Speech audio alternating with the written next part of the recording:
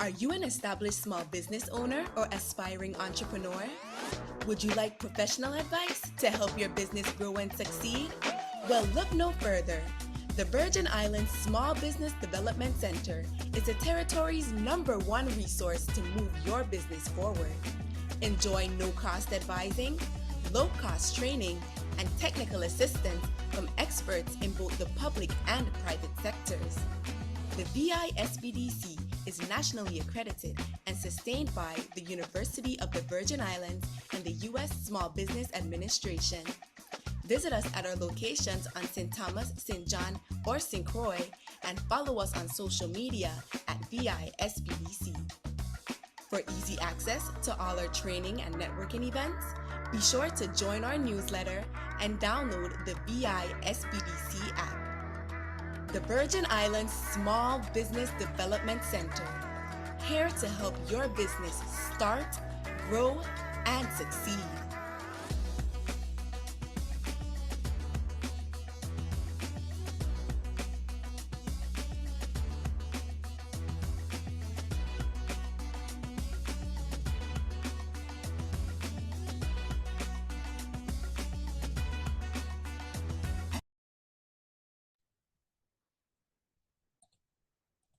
Good morning, everyone. Greetings on behalf of the VISPDC network. We welcome you to Analyzing Financial Statements, a step-by-step guide for non-accountants. Financial statements are the key to understanding your business's health. You will learn how to interpret 3 core statements: the income statement or profit and loss statement, which shows your revenue and expenses over a period; the balance sheet, a snapshot of your company's assets, liabilities, and equity at a specific point in time; and the cash flow statement, which tracks how cash moves in and out of your business. By analyzing these documents, you can identify trends, spot areas for cost cutting, and make informed strategic decisions to improve profitability and long-term viability for your business. Allow me to introduce today's lead presenter, VISPDC advisor, Mrs. Rael Reddick. With over 30 years in finance, Rael brings a wealth of experience and a passion for helping businesses thrive. For 2 decades, Rael served as Chief Financial Officer for a global medical device manufacturer, steering financial strategy and growth across international markets. More recently, Rael has spent the past 4 years with the Small Business Development Center on St. Croix, guiding aspiring entrepreneurs through the nuts and bolts of launching and growing their businesses. From registering and licensing a business, crafting solid business plans, to demystifying budgets and building dynamic marketing strategies, Rael loves turning big ideas into real-world success stories. As a small business owner herself, she knows what it means to take a chance on your dream. When it comes to business, Rael's motto is simple: plan smart, stay curious, and never be afraid to try. So here's a friendly reminder to place your questions in the chat, and they will be addressed by the presenting team either directly in the chat or later during our question and answer segment. A copy of today's presentation will be attached to the post-survey email sent after this live session. We encourage you to take a few minutes of your time to briefly fill out the survey that lets us know how we are doing. This data is essential to us rendering these deliverables complimentary to you. So without further ado, Rael, the floor is yours. Good morning. How's everybody doing a week before Thanksgiving? I want to thank you all for being here and taking the time to, I'm pulling up the screen. There we go. Make sure everybody can see that. So I want to thank you for taking the time to learn about financial statements. Hopefully through today, you're going to have a better understanding of what these statements tell you, the information that they all provide, how you can use it to improve your business strategies, make better decisions, know if there's a problem that needs to be addressed, and know the overall health of your company. So let's get started, actually. Okay, why financial statements matter. Well, financial statements tell you the health of your business. The numbers never lie. So they tell you what's going on in your business, good, bad, and indifferent. And they show you where you can make changes so that you're making smarter decisions, more strategic decisions.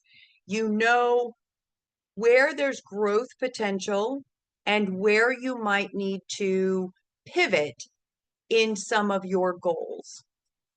So we're going to take a minute as we go through this to also talk about the, I'm going to say, pitfalls that we fall into that the financial statements can also alert you to. So follow the money. In every TV show we see, like the cop shows and the crime dramas, they always follow the money, because if you follow the money, it tells you where you're doing well and where you can improve. Okay. 3 core statements, and we're going to go over definitions as well. Income statement, that is also known as the profit and loss statement. The income statement shows you the money you've got coming in and the money you've got going out to pay your bills. At the bottom of the report, it shows you what your net profit is. Your balance sheet shows you who owes you and what your assets are. What do you own? Who owes you money? And it shows you what your liabilities are. Your liabilities are things like money that you owe or loans that you owe. Inventory costs is going to be on the asset side, but what you owe for that inventory will be on the liability side. Then your cash flow statement. The cash flow statement is the cash that actually goes in and out of your account. Okay? Your cash flow statement is not your income statement. And we are going to do a little bit more of a deep dive between the two so that you can understand how to differentiate and not get caught in that trap. A lot of people look at their income statement and they see a net profit of, say, $10,000, but when they look at their bank account, they don't have $10,000 in their bank account. So we're going to spend a little bit of time talking about the difference between the cash flow statement and how it relates to the rest of your business. Okay, let's start with the income statement. So I'm going to try and do this in a way that covers all businesses. As I was explaining to someone not too long ago, in many cases, when you look at the income statement and when we start talking about this, people will look at it and go, well, that doesn't relate to my business.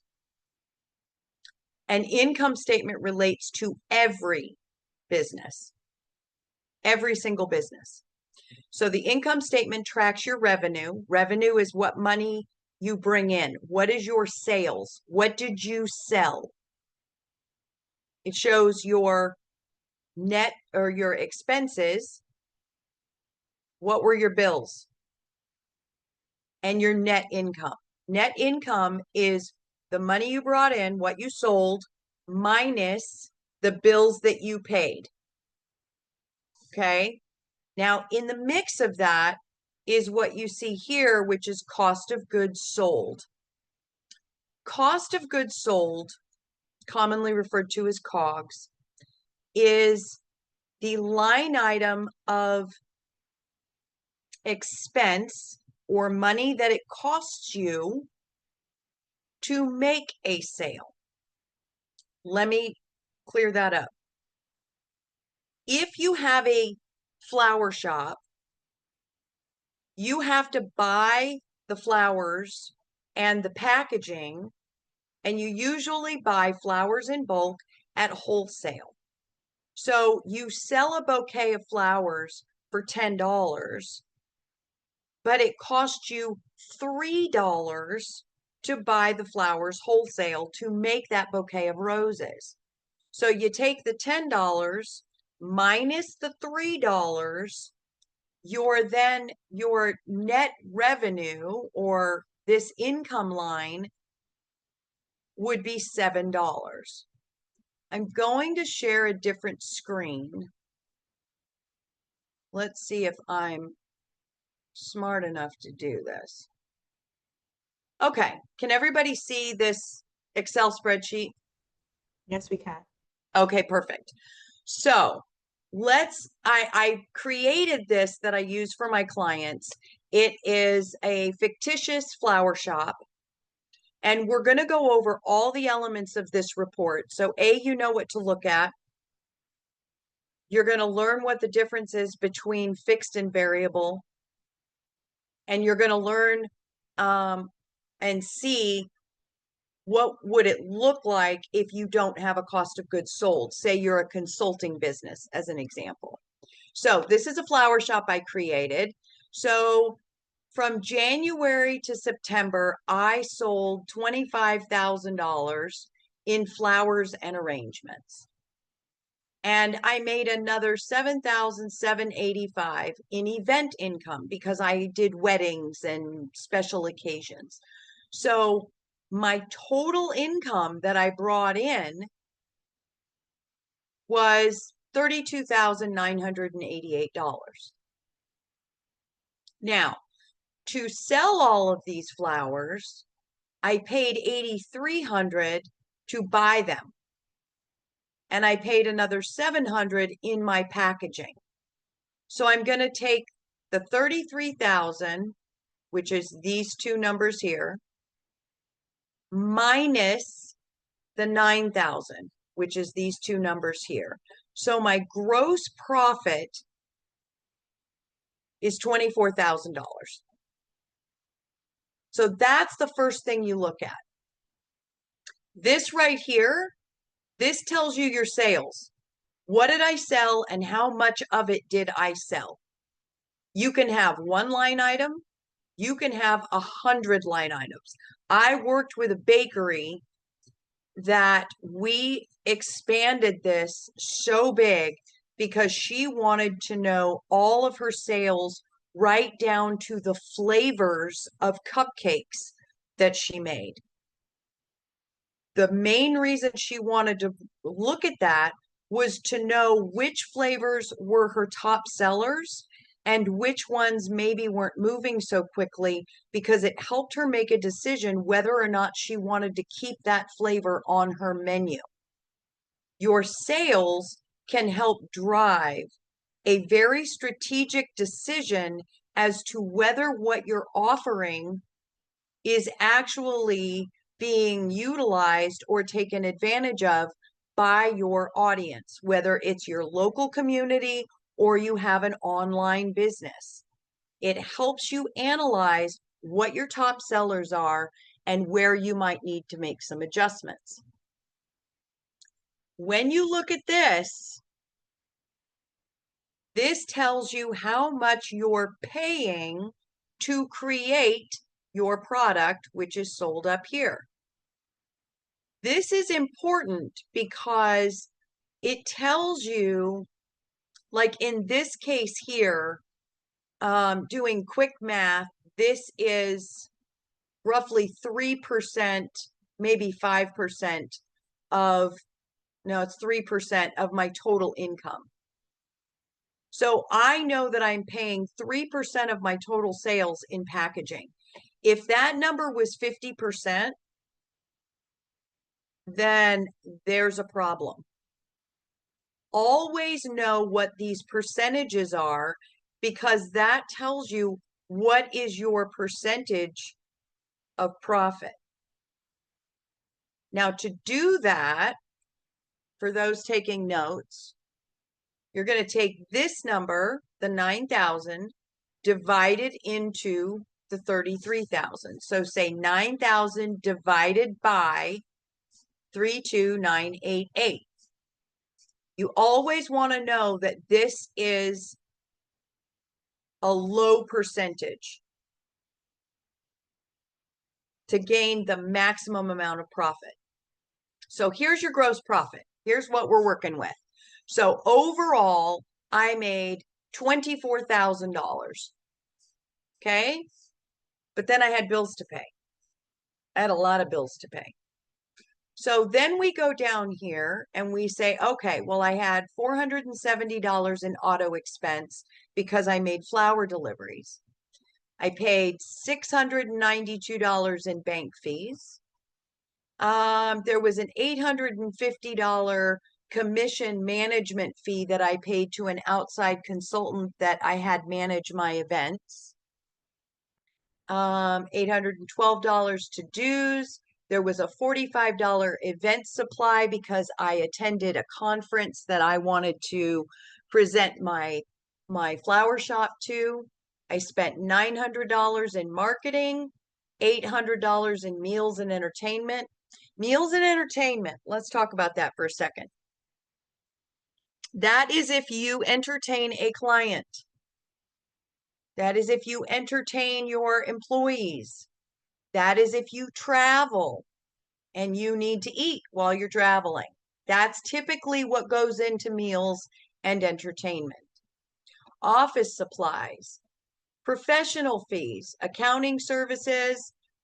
I didn't have any third-party marketing. I didn't have any event space that I rented was $200. I went to a conference. I paid $1,200 in airfare. And then I have my utilities. When you add all these up, it equals $7,800 in expenses. So then you take the gross profit minus the expenses, it equals your net income before taxes. Taxes always come out after this.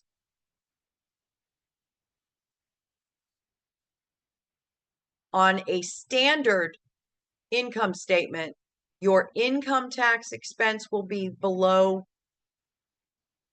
your net income. Your interest expense will be below, and your depreciation expense. If anybody has any questions about what those items are, and for a deep dive into the definitions of some of these accounts, I encourage you and I invite you to get my information through SBDC, and I'm happy to review that with you on a much deeper level, okay? For this presentation, we're not going to worry about this stuff right now. We're worried about that number right there. So this tells me that I made $16,000. Okay, that's my net income. Now, that is not what went into my bank. Let's be clear. What went into my bank is my cash flow. The reason this is not what went into my bank is we're going to use the utilities as an example. Your phone bill is paid a month in arrears. But what goes on your income statement is your latest bill. So my latest bill that came in yesterday was $889, but it's not due yet. We're on the 19th of the month. My bill is due December 6th, for example. So the money hasn't left my account. But you really want to make sure that you are accounting for the expense when the bill hits. That's why it goes on your income statement and not your cash flow statement. That $889 will not be reflected on your cash flow statement until you pay the bill. Okay? But what are some other things that are a problem when I look at this? Well, number one, professional fees. Did I pay an accountant or have an accounting bill this month? If you're doing it yourself, then that zero is accurate. But if you're paying a bookkeeper or an accountant every single month to help you, then where's the bill? I went to a conference. Obviously, I had airfare. Did I not stay in a hotel or did I have a place to stay? That could be an error. Rental car, maybe I didn't need to rent a car. I had shuttle services. So you look at these. Here's the other one I would look at, bank fees. Wow, $692 is a lot in bank fees. That to me looks like it's an error. So when you're looking at these numbers, you can, first of all, put it against your budget. You should always have a budget. What did I budget for flower deliveries and auto expense? And am I close to that budget, or does this number look out of whack? You know what bills are coming into your business. You should be able to look at these expenses and say, that doesn't look right. That looks too low, or that looks too high. When you're dealing with an income statement, two very common mistakes happen, especially if you're using a system like QuickBooks, which, don't misunderstand me, I love QuickBooks. I've been using QuickBooks for decades, and I'm not going to tell you how long because then that dates me. It's easy to transpose numbers and you flip them around. Maybe this was supposed to be, say, $629, not $692. It is also easy to accidentally put it in the wrong account. So maybe I didn't mean to put that in bank fees. Maybe I meant to put it down in my hotel, and I got going so fast, I chose the wrong account. So pay attention to what looks right, what looks in line for your business. You know your business better than anybody. Is it in line with what you did? Not only what you do in your business, but what you did in the sales portion earlier in the month. Okay? Now, let's take a moment and talk about fixed versus variable. So you know where you can start making some strategic decisions when numbers start to become too high. And as a reminder, we looked at how to calculate the percentage of what's my cost of goods sold to my sales. You can do that same exercise with any one of these accounts. So I'm going to give you an example. When I was working for the international medical device manufacturer, I knew that our freight costs were anywhere from 6 to 7.5% of our total sales on any given month. Now, 6 to 7.5% seems low, but we were doing several $1 million in sales a month. So it was a fairly sizable number. But I could look at it and know if I was in that window of 6 to 7.5%. If I went up to 9%, I would take a look at it and say, wait a minute, why does this look off? There could very well be a reason. If it's high, it doesn't mean it's wrong. It means you need to look closer. Do a deep dive. Understand why does that number look out of whack. Once you identify what the issue is, you can then identify whether or not a different decision or a new decision needs to be made. So you have fixed cost and variable costs in every budget, income statement, and cash flow. Well, not cash flow, but your income statement, your budget, you always have fixed and variable costs. Your fixed costs are going to be things like rent. If you have a standalone brick and mortar store, you have a lease. Your rent is your rent. Does that mean you can't negotiate it? No, means when it comes up for renewal, you can negotiate it, but you know what that is. That should be a standard number every single month. Your utilities, you're going to have utilities every single month. It's typically a fixed cost, which means it's going to be within a window of a standard amount that you know to expect every single month. Does that mean you can't negotiate it? Well, you can't negotiate WAPA, right? We all know that. But your internet, you might want to look for a better internet service. Your telephone, you might want to look for a better phone plan. But typically, you're always going to have these expenses. But what is a variable cost? A variable cost is something that fluctuates and that you have a lot more control over. Dues and subscriptions, you have a lot of control over that. Are you subscribing to too many plans that you don't need and you're not gaining any benefit from? We lose sight of the plans that we sign up for. And understand that under dues and subscriptions, it should also incorporate things like your, I'm trying to think. So if you have Canva and you use that to create marketing materials, are you utilizing 100% of the plan that you've signed up for? If you're not, and you're not gaining any benefit from it, maybe you need to look at either cutting it out entirely or going to a lower plan. There's so many options. Marketing, that's another one. You have complete control over your marketing. Where you put your marketing dollars is entirely up to you.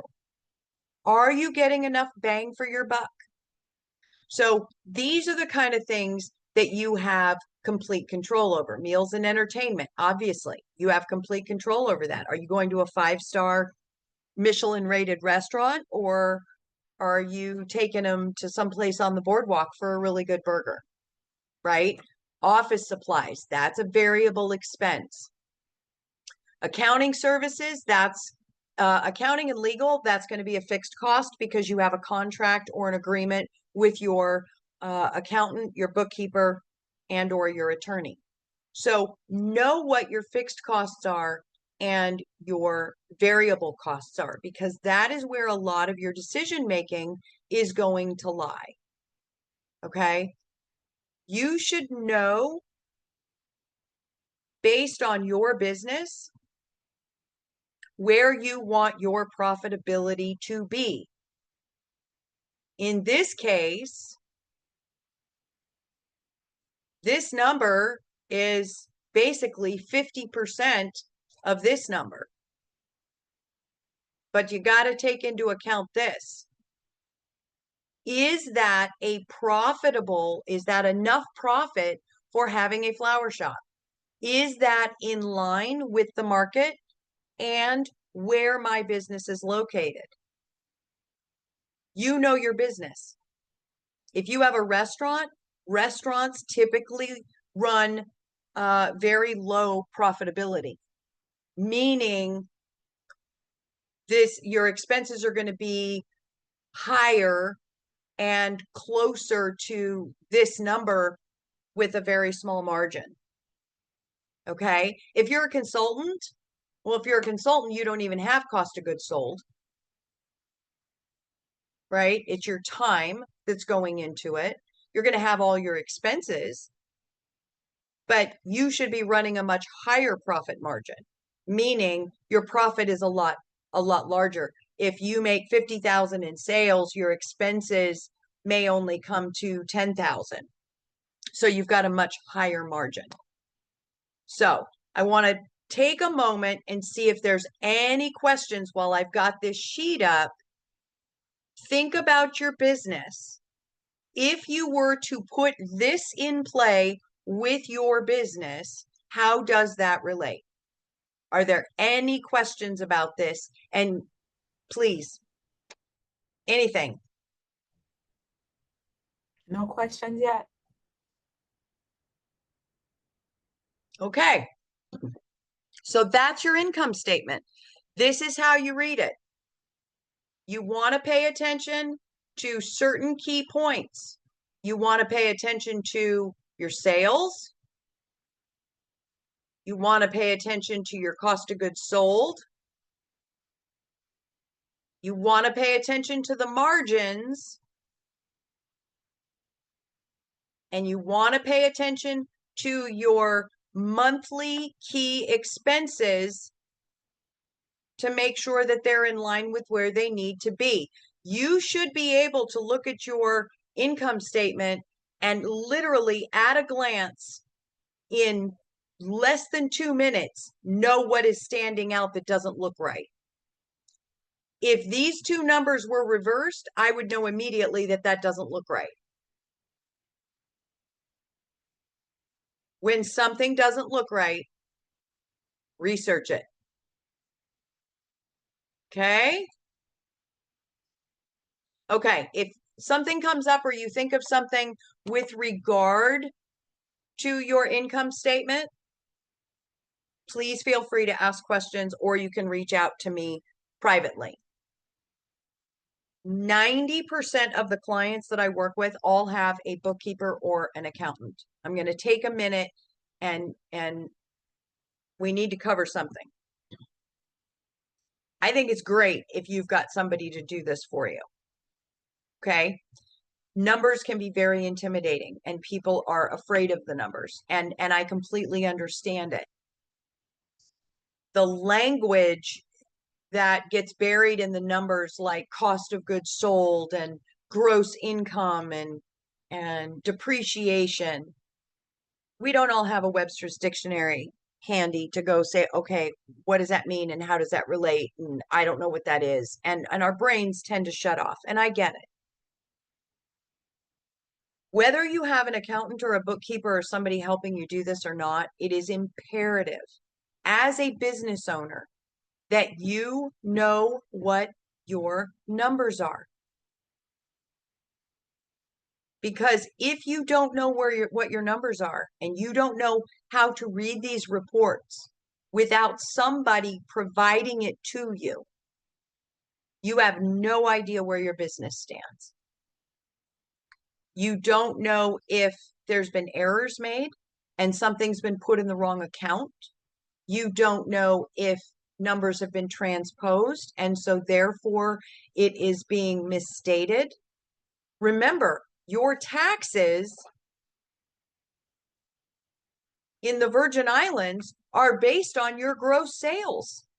If somebody made an error and said that you made $100,000 instead of $10,000 and they hand you a tax bill, are you just going to pay the tax bill? You have to know when there's an error made. But you also have to know, because the income statement will be your first indication if there's been dishonesty. And I'm going to be very blunt. It is a topic that we read about all the time. And I personally have worked with 3 businesses who didn't know how to read the report, who took the information they were given at face value from the person they had doing their books. And unfortunately, the person doing their books was less than honest and knew how to move money and book it in the income statement so that it was buried. It was hidden. Thankfully, that's a very low percentage when you look at errors made from putting it in the wrong account or just transposing numbers. But you have to know that the risk is there. And if you are not looking for it and you don't know how to read these reports, you will miss it. So I'm going to get off that pulpit.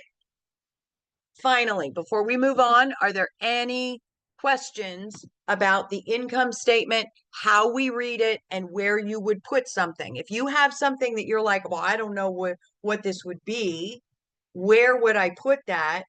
This is the time to ask.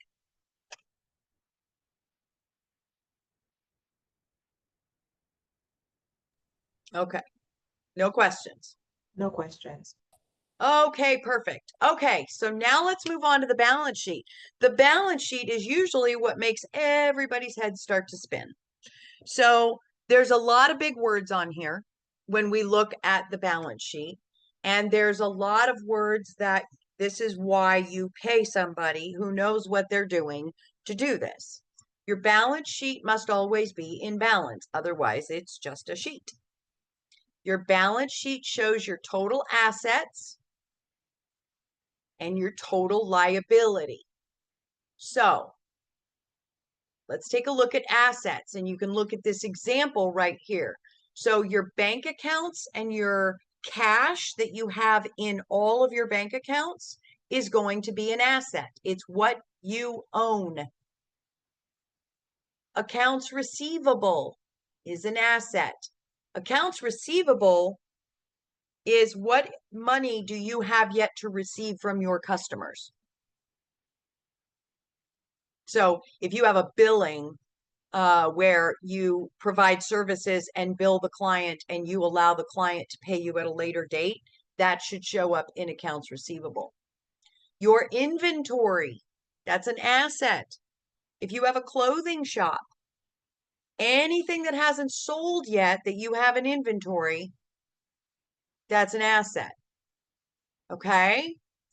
Let's take a look. Oh, and assets, office equipment, furniture, things like that are assets. Okay. Now let's take a look at liabilities. Liabilities are what you owe. Assets are what you own. Liabilities are what you owe. So that's accounts payable. These are the bills that I have to pay that I haven't paid yet. They all came in. I haven't paid them yet. Maybe I offer refunds. If you look at this example right here, the salaries, the reason salaries show up as a liability, this is the hours worked that hasn't been paid out yet. You still owe your employees, but typically we're paying our employees 2 weeks after the work was completed. So if you have questions about that, let me know. But usually we're paying on a 2-week cycle for the work that was done 2 weeks prior. So the key components, what do we own versus what do we owe? Assets are what we own. Liabilities are what we owe. At the bottom is going to be your equity, which is the owner's stake in the company. Okay, that's how much the owner owes or owns in the company. Is it positive or negative? Are there any questions about the balance sheet? Okay. When you're looking at the balance sheet, there's key points you can look at to know if anything is out of whack. Okay. You don't have to know what the depreciation is and what accumulated depreciation is and what amortization is. And again, there's all these big words that hang people up on a balance sheet. Here's what you want to know. What's my cash? How much do my customers owe me? What's my inventory? Okay. What are those top 3 things?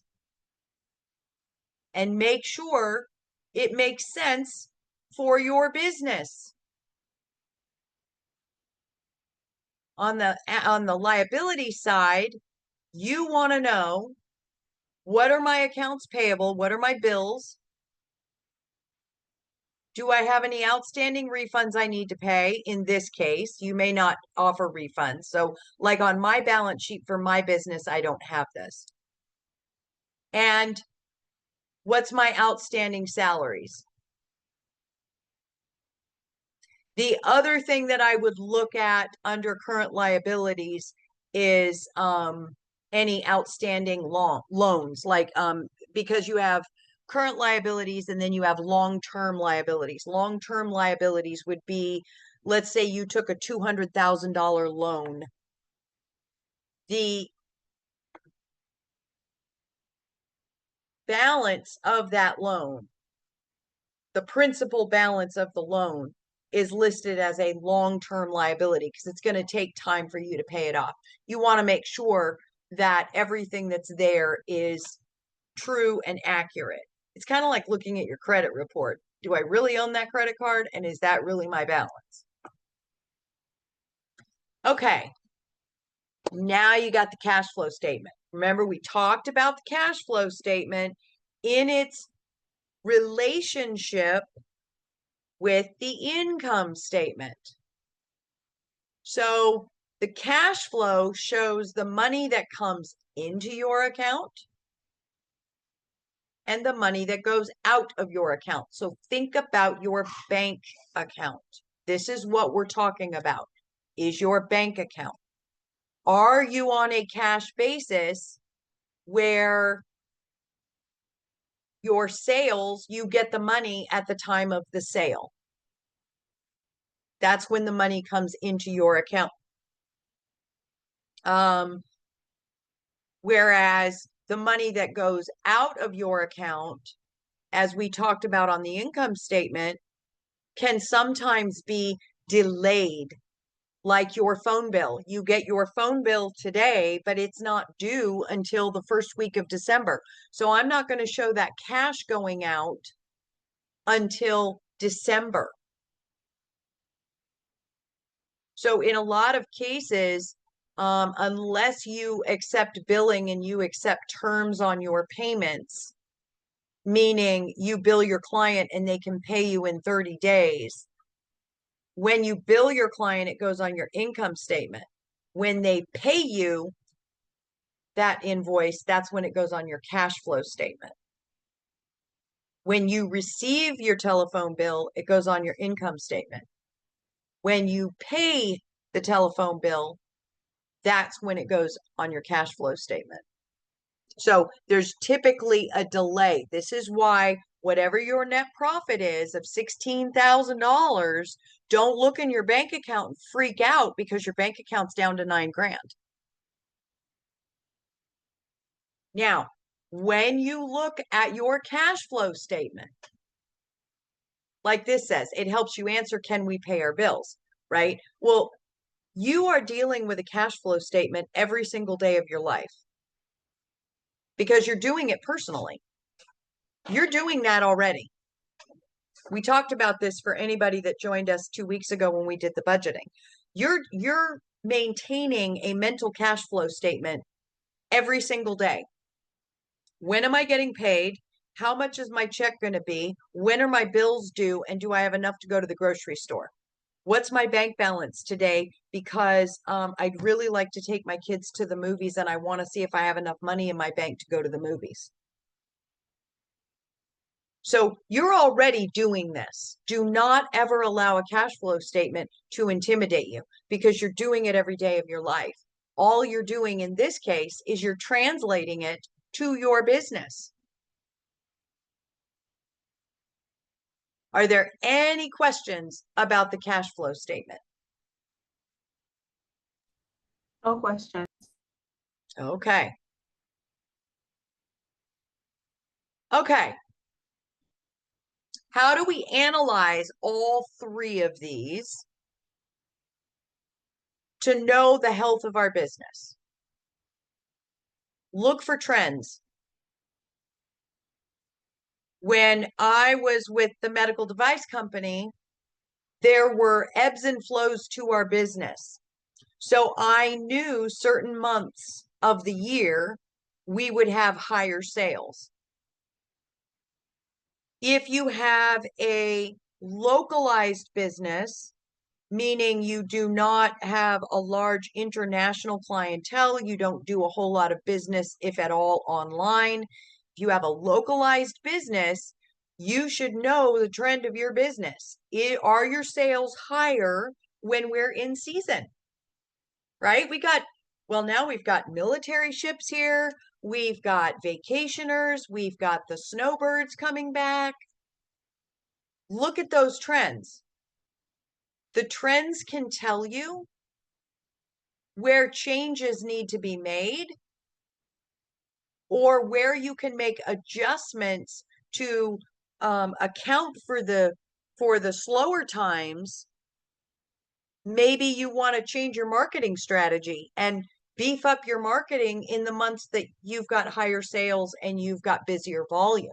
So now you can start to make those strategic decisions and not think that everything has to be status quo month after month after month. Compare your actuals versus budget. If I budgeted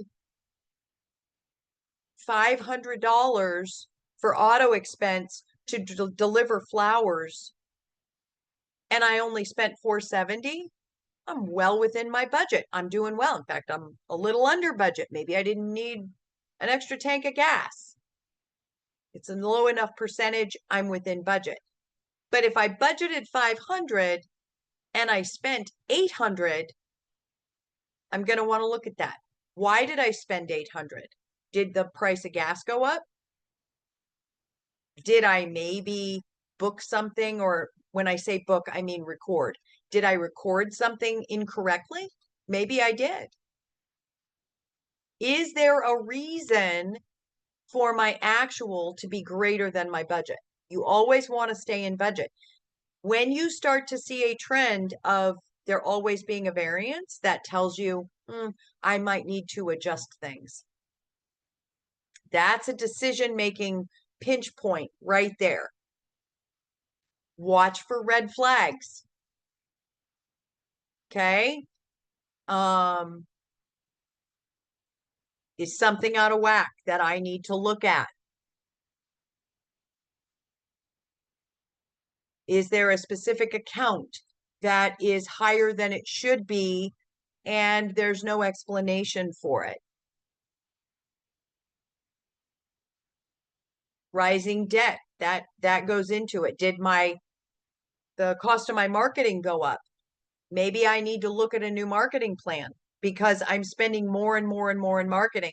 The financial statements, when looked at regularly, will be able to highlight for you the changes you can make to maximize your key components. Get more bang for your buck. Maximize your efforts where your efforts are paying off. And those are the areas that you want to take a look at. Okay. And then using ratios. Some of these slides, we're going to chat for just a second, but some of these slides are because I know you're going to get it as a PDF and I want you to be able to go back and refer to it. We're not going to pull out the calculator. We're not going to show examples of this because I don't want to lose everybody. Okay.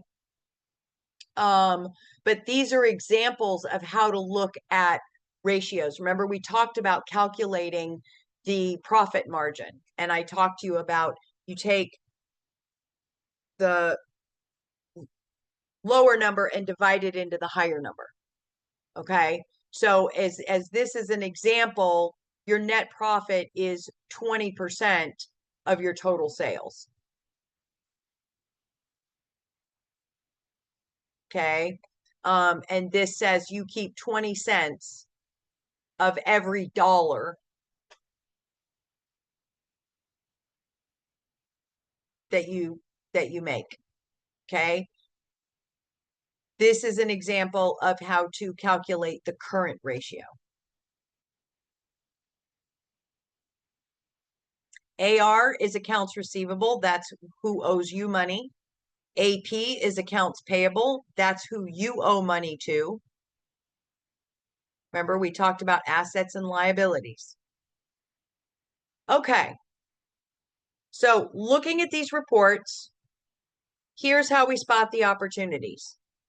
Identify the areas for cost cutting. Remember, we talked about the specific areas in your income statement show where you can cut back or you can make changes or look for a new plan, or maybe boosting your ad on Facebook isn't getting you the business you thought it would. However, you're getting a lot more engagement from TikTok. Well, maybe you want to put more effort into TikTok than you do want to spend money on boosting ads in Facebook or Instagram. So it allows you to see, where are my sales coming from? What are the best sellers? What do I need to maybe review and get rid of, i.e. the client I told you about that has the bakery. So you can make some very beneficial decisions by knowing what these numbers are telling you. And it leads to what we just talked about, underperforming products or services. So in my business, I have a consulting business. I offer time blocks, and I was getting, in a very short period of time, I was getting a request for 15-minute blocks. And I thought, well, I'm getting enough requests for it, I'm going to go ahead and add it. So I added it, and it lasted for about 90 days or so. And a lot of people took advantage of it. But then they were realizing that it was such a short block of time that they wanted the larger blocks at 30 minutes or an hour. And so next thing I knew, I wasn't selling any of those 15 blocks of time. So I got rid of it. Why am I going to offer something that nobody's taking advantage of anyway? I'm taking my valuable time to manage and babysit something that isn't selling. So by doing this, it allows you to optimize your pricing and your spending. Further strategic decisions. Knowing what your financial statement is telling you and the health of your business will tell you whether or not you are in a financial position to hire and staff up. Throwing people at a problem is not the answer. Know that your company can support what you're looking to do for your goals and your investment. Marketing investments. We've talked about what you do with your marketing. That's always a really good example because people don't realize on the surface how much flexibility and power you have in your marketing. Expansion plans. If you have a trend where sales skyrocket really quick, we jump the gun and we say, maybe we need to expand. Let the numbers tell you whether or not you need to expand, and allow the trending to highlight, was it a blip on the map because Joe Biden was on St. Croix and we had a bunch of, the press corps and everything else? Or is this a long-term change that I'm now seeing in my business? If this is something that is trending to be long-term, now I know I can expand. And then, of course, your debt management tells you, what do I have to spend, and am I spending my money wisely? It helps you to make the best and smartest financial decisions. You can use accounting software. QuickBooks. I love QuickBooks. I use QuickBooks. I work with clients who use QuickBooks. I work with people who are QuickBooks experts. I've been working on it for decades. I would not consider myself an expert, but I am quite proficient at it. QuickBooks is probably my top choice because it is so easy to use. It is user-friendly and it's great for the non-accountant because it explains everything and it's very easy to read. Working with a bookkeeper, an accountant, or somebody in the financial sector, that's great. But make sure that you are requesting the reports, you are looking at the reports, and you are questioning what doesn't look right. I cannot tell you how many people I have worked with over the years when I ask them, what were your sales last month? And they say, I don't know. You have to ask my bookkeeper. I have a bookkeeper. I just turn everything over to them. It's your business. You should always know what you're selling. How do you make the strategic decisions if you don't know what your business is doing? And if you don't know how much your business is costing you to run?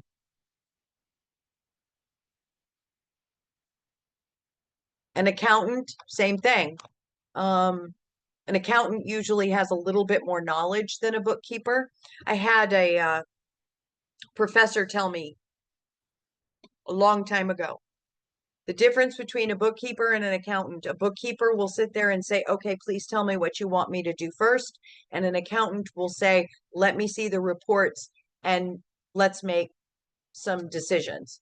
And an accountant will know exactly what to do and where to put things.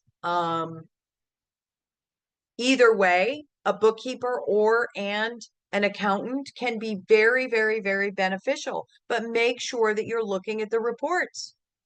Ask to see them. You should be looking at your reports. You can look at them daily. In QuickBooks, you can look at them daily. You can isolate just one account. You can expand it and look at all the detail in that account. You could look at just one time period. I just want to look at this 1 week. What were my sales this week?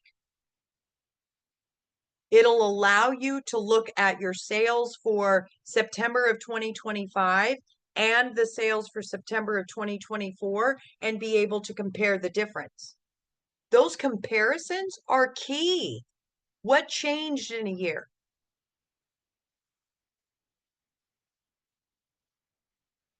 So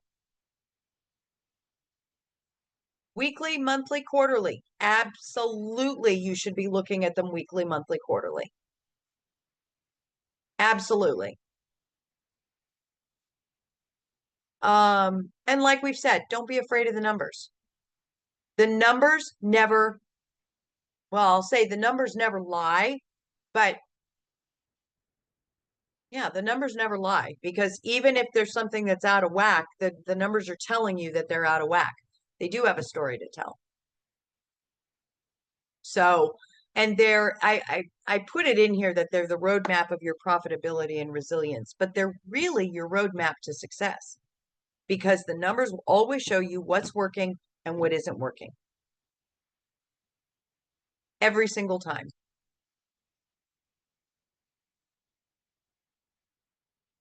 Hey, I stayed on track. I stayed on time. So that's a lot of information. There's a lot of other definitions that go into this. I welcome any questions. I welcome if you want to reach out to me privately and say, look, this is my business.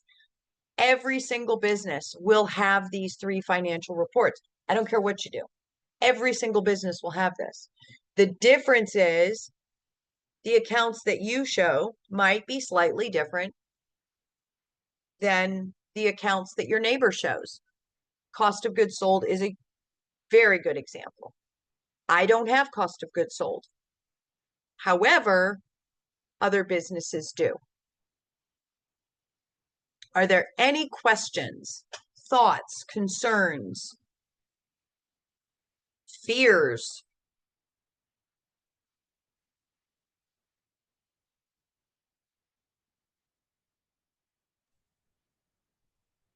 While we don't see any questions in the chat, you can use this time to unmute your mic and ask directly. Hi, good afternoon. Good, what time? Morning. Hello. Yeah, good Hi, morning. I'm sorry. Karen. It's morning. Hi. Hi, Karen. Well, I'm in New York. I'm sorry. I'm in New York. So, is there some kind of system? I remember like my mother used to do bookkeeping a long time ago, but she did it by hand. So, is there some kind of system like how like Excel or something like your spread and you could as you do it, it minus it, like it does it for you, Well, like QuickBooks will do it for you. If you enter the okay, data, QuickBooks will do right. it all for you. Okay. It Most minus it right away. accountants, yeah. Oh, Oh, it that's what does I'm all the saying. math for you. Oh, okay, Excel is a great, great great. system. But Excel you is a still great gotta check system. it, like you said, you just gotta check it anyway. But and yeah, and then like you saying, I see a lot of stars in a movie, like celebrity how their accountant, whoever took all their money, they went broke because they wasn't That's paying right. attention. Like I know Madonna and I forgot a couple of them said they checked their own money. So you still need to know how to do it. That person should show you like as you go along, right? Right. So, Absolutely. If you, right, not well, to and here's the okay, thing. okay. You need to Hmm. be asking.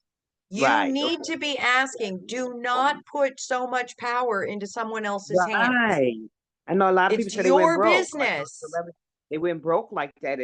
I think a couple of people they get like I see I lost my money because they giving them like the person probably taking the money on the side. And I know it probably happens to a lot of people. They not paying attention and next thing you know your money is all gone. Years later you see it in the news how to you see a lot of things. People stole the money. Like took all the people, the town or the government. They were working and nobody's like back checking. Somebody should always back check it, even like a second, Exactly checks and right. balances. So Like, thank you. I was a chief financial officer, Hmm. and my entire career has been in finance. But for my business, I have a CPA here on island. She is a certified, licensed, degreed CPA. And I do that to make sure that I'm not even making my own mistakes because I get to doing it so fast. I want to Yeah. make sure that there's a double check system. She knows the tax laws.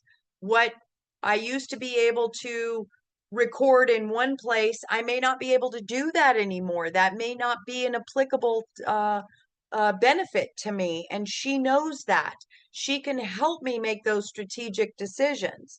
Excel is a great system for anybody who wants to do it on Excel. But if you're not familiar with Excel, my opinion, strictly my opinion, it can become more confusing because you have to know how to utilize the formulas in Excel. Excel will do the math for you if you know the formula you need it to apply.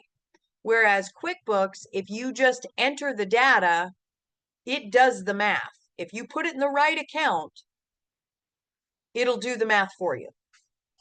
If you have money and you say this was a sale and you record it to a sale, it's going to add to your sales. Now, if you made a sale and you accidentally said that was the phone bill, you got a problem, right? But you should be able to read it and go, oh my gosh, why is my phone bill $1,100 when every month before that it was $250, right? So QuickBooks is an awesome system. There are several people. There's one, I know Karen said she's in New York. Um, there are professionals that work on QuickBooks systems that are accountants and specialists that can help you. So if you need resources for that, let me know. I'm happy to point you in the right direction to find those resources. But like I said, QuickBooks is a very user-friendly system for those willing to take the time to do it. Whether you're doing your books yourself or you've got someone doing it, the key is look at your reports. Read them weekly, monthly, quarterly, biannually, of course, every year. Put them against your budget. Start doing comparisons. Make sure that what it's telling you, you understand the story and that you can identify where you can make some changes and where things are going great for you. Because it also tells that. Any other questions, thoughts, concerns?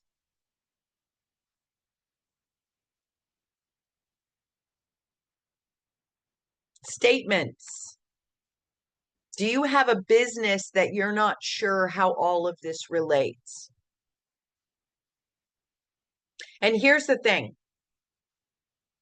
I'm going to take this opportunity since nobody is stepping forward. Don't ever be intimidated by the numbers because everything can be corrected. Changes can always be made to improve your business. And you are not alone. When it comes to being intimidated by the numbers, you are not alone. True story. I talked to a client yesterday, just yesterday. This person wants to go get a business loan. And we started talking about financial statements. He didn't know what I was referring to, so I gave him kind of a abbreviated version of what we've talked about here today. And he said, well, I have all of my receipts. I know everything that I've sold and I know what my bills are. I have it all in a notebook. Can I take my notebook or will the bank not accept that? True story. That was just yesterday. And I said, unfortunately, the bank will not accept your notebook. So I'm going to work with him to help him get this information into Quick. And here's the thing, he has QuickBooks.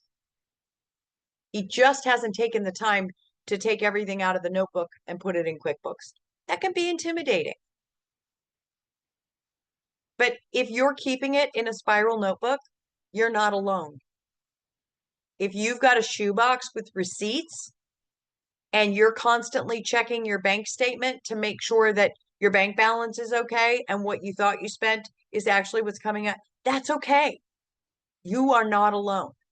All we're doing is we're putting this all together in the right buckets so that we know the health of our business. Because reviewing your bank statement on a daily basis does not tell you the health of your business. It doesn't tell you if you were overcharged. It doesn't tell you if you were undercharged. It doesn't tell you what products are selling and what products you might want to rethink. There's a client of mine that's down on the boardwalk. He has a clothing shop. He's so popular and everybody loves his product, but man, he came up with this pattern. This has got to be one of the ugliest shades of orange I have ever seen. He loved it. He thought it was great. He was the only one who thought it was great. That lasted on his rack about 60 days. He wanted to give it a really good fair shake, make sure that he knew nobody really liked it.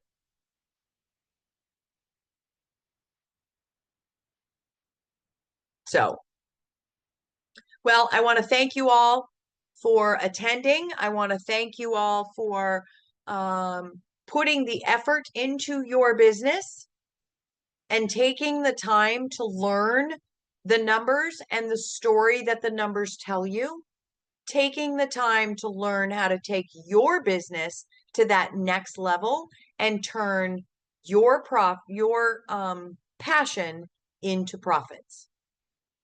So thank you all very much.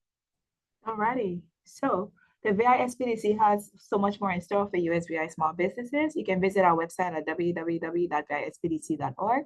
Follow us on Facebook, Instagram, Twitter. Subscribe to the VISPDC YouTube channel for new uploads of our webinars.